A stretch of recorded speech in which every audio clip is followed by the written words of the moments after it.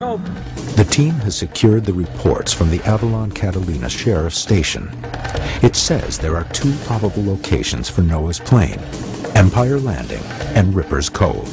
Both locations are approximately 8 miles from Avalon and are on the Los Angeles side of the island. The team is heading to the first location, Empire Landing, where the water's depth reaches 60 feet. How much more do we have to go? Another 40 feet. Another 40 feet? The team is lowering a side-scan sonar device that will be towed behind the boat. Side-scan sonar bounces radio waves off the bottom of the channel and sends a signal back up to a computer on board that converts the soundings into a picture.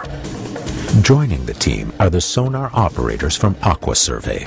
What would a target look like? What should I be looking for on this screen? High reflectivity, metal. So anything that's too straight, anything that looks joined, anything that's not curved, doesn't look eroded. Right. As they say, it's sort of like pornography. You can't describe it, but you know it when you see it.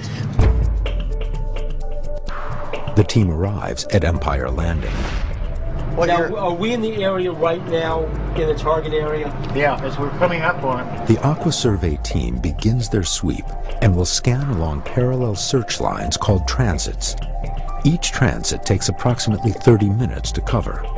According to the Avalon Sheriff's report, the plane should be along one of these transits. So what's that? Gary, are we close to the site? We're close. You should definitely start looking.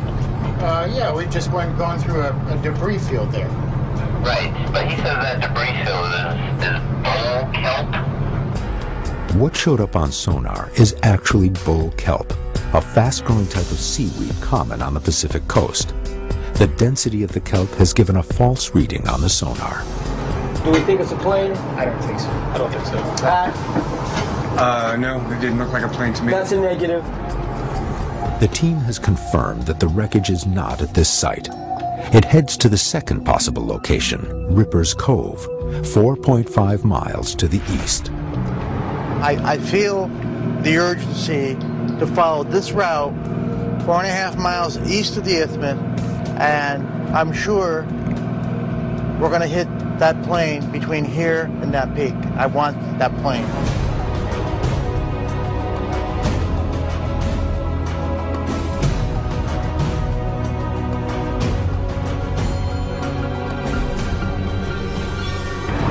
Oh, wait a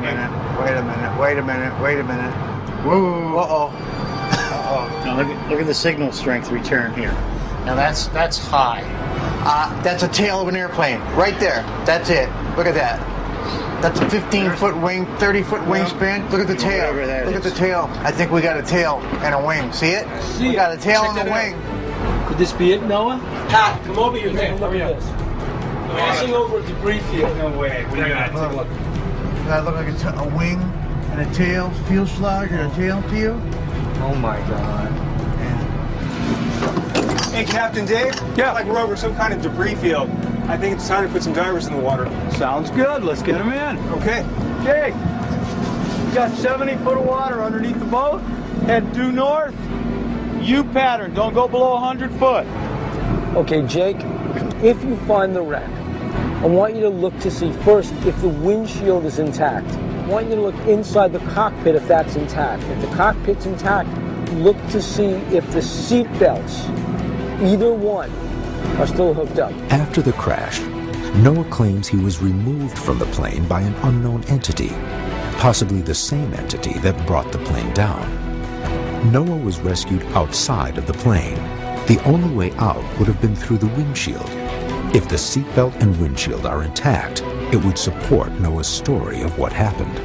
Noah, to give him the tail number? That's 81 Mike. 81 Mike. Good luck. Bring her up for us.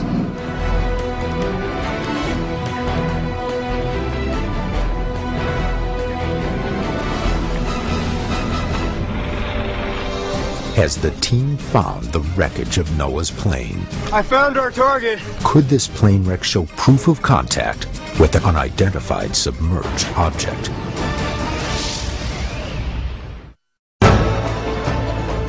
In January 1980, an unidentified submerged object shoots a beam of light at pilot Noah Felice's plane, causing it to crash into the Santa Catalina Channel. The team is now searching for the downed plane. If they find this wreckage and the windshield is intact, they may have evidence of USO contact.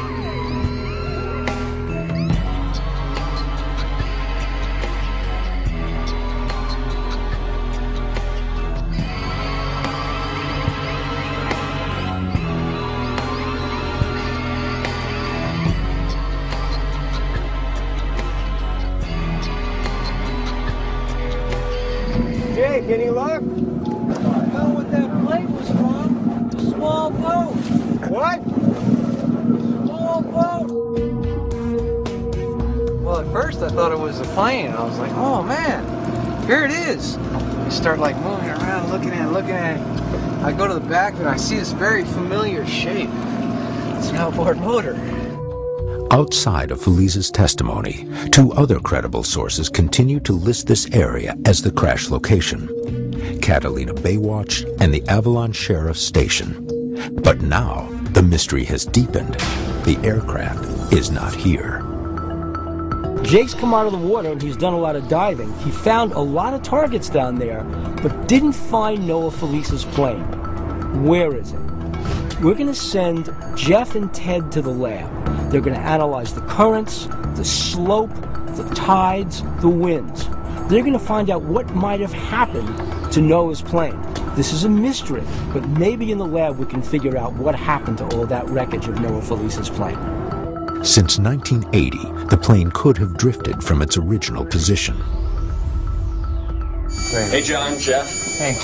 Jeff and I are here in Tyndall's lab, and we're going to recalculate the position, see if we can uncover any additional information that would help us get a better estimate of the location of the aircraft. Science producer John Tyndall will demonstrate the forces at work below the surface of the water and what effect that might have had on Noah's plane over the past 27 years. The Bernoulli effect basically says that fluid in motion has less pressure than static fluids. If you look at these two cards right here, we can actually pull them together by speeding up the liquid between them, or the fluid, in this case air, and we'll pull them right together. We see this all the time with airplane wings. The air moving over the top of the wing is moving faster than the air under the wing, creates a low pressure zone, you get lift. What we think might have happened to this wreck under the water is that as you have the wreck sitting there, and as the water currents are going over this, it's lifting it slightly, and if it's on an incline, it could be lifting and sliding down and lifting and sliding down and pumping itself deeper and deeper and deeper.